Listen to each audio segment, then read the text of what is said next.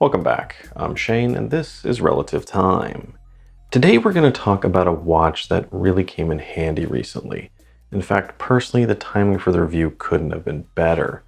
A lot of you by now have probably heard about the winter and power issues that recently hit Texas. And unfortunately, my area was one that got hit without power for a while. Now, I don't really want to complain too much because some people had it a whole lot worse than I did, but I still had a couple of long nights without power camped out in front of the fireplace. Now, the watch in question is the Audaz Pacific Blue, which for the most part is just a standard micro-brand diver. But the reason it stayed on my wrist this entire period of time is because the dial and hands use a tritium-based Lume, which is pretty much ideal if you have to spend an extended amount of time in the dark. So because of all of this, I think I've gotten to know the watch fairly well. Now, for transparency's sake, the watch was sent in by Audaz to review, and as far as I know, they're not going to ask for it back, hence that promotional tag at the beginning. And honestly, after camping out with this for so long without a hot shower, they might not want it back. Now, before we begin, I want to briefly talk about tritium, as I think there's a lot of misconceptions and confusion out there on the subject, which is why a while ago I put out a video more on the science behind it. As someone in this hobby with a background in chemistry, I kind of find myself in a unique position to be able to clear up some of this confusion. So if you do have any questions about tritium and you haven't seen that video, go check it out. And if you still have any questions, feel free to ask them down below, and I'll do my best to answer them. But for now, let's check out the Pacific Blue. Spec-wise, the Pacific Blue is fairly standard for a diver. It's 42mm wide without and 46.7mm with the crown. And since this is a cushion case, it has a fairly short lug-to-lug of 46. You're looking at a standard 22mm lug width, 200 meters of water resistance, and a flat sapphire crystal. Where things start to deviate is with its weight and total thickness. At 200 grams, this is a little on the hefty side, but that's nothing compared to the 16mm of total thickness. For a 200-meter diver, that is pretty thick, and probably my biggest complaint against the Pacific Blue. Now, as this is a cushion case, it is fairly comfortable to wear. The key defining characteristic of the case is these slender lugs, and as a whole, the case shape kind of reminds me of the newer baby turtles, albeit a pretty fat and chunky baby turtle. Yet despite that height, it fits nicely on my 7-inch wrist, and with its bracelet, it is pretty comfortable to wear. As you might imagine, it is a bit top-heavy, and especially so on a strap, but on that bracelet it does feel mostly balanced. The finishing on the case is fairly straightforward. The sides are polished, and a circular brushing is on top. There isn't any beveled or chamfered edges on the side of the case, which in some ways I think makes this look even taller. Moving to the rear, there are a couple of interesting points here. The first of which is that the underside of the case seems to be milled out, forming kind of a little nook for the case back, which is a nice touch, but it does lead to some sharper edges on each of those sides. But more importantly here is the design of that case back itself. I've said multiple times how much I love custom case backs, and this is definitely a custom case back. It's very deeply embossed and kind of cool to look at, but there's a lot going on here. I mean, I get the sub, but what's with the giant fish next to it? Now, since I do like custom case backs, I kind of hate to say this, but when you're talking about a watch this tall, maybe going with a less detailed and thinner case back would have been a better choice. Anyway, back to the front, and at the right, you have a larger signed screw-down crown. I'm not really a huge fan of their logo, but I really like this black PVD coated steel that wraps around it. It's a really cool touch, and adds some needed grip that makes it really easy to use, as opposed to the bezel, which is pretty hard to get a grip on and turn. The bezel's not very tall, and it doesn't stick out very far, and even though there is a pattern on the edge, it's overall pretty smooth. So some added knurling here would definitely help. However, when you do manage to get a grip, the action itself is pretty good, with a good feel, sound, and just a minimal amount of backplay. Plus, the black ceramic insert here looks great next to that dark green dial, and it's all loomed up for a little bit of extra oomph. Now, speaking of the dial, there are 5 different colorways available, including a fully loomed dial version, and this is pretty cool because it's the first time I've seen tritium and a fully loomed dial combined. But obviously this is the green version, which has this rather flat dark army green coloring, Now, as green watches go, this one is pretty subtle, as is the rest of the design. On the outer edge, there's a raised chapter ring with white minute markers. Just inside that, you have the applied indices, which are these metallic platforms that hold the tritium gas tubes. The indices are rather tall, and that combined with the raised chapter ring do give this watch some sense of depth. But with the exception of the hands, the rest of the dial design is rather plain.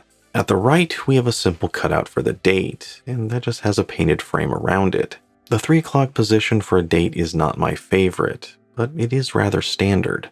Personally, I would have moved it to the 6 just to make it a bit more symmetric, as well as make the overall design just a little bit more interesting. There's also just a little bit too much text at the bottom.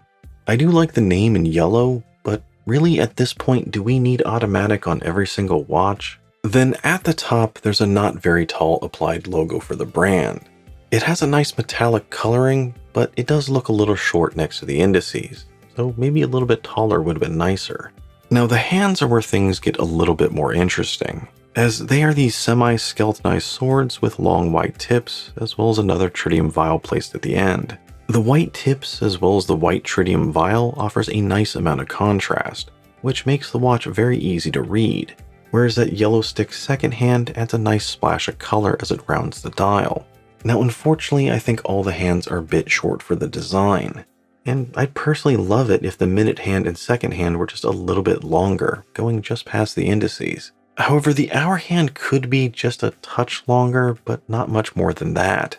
Thanks to the tritium, the indices are rather tall, and the hour hand actually exists in the same plane as those indices, so it can only go so far before it hits them.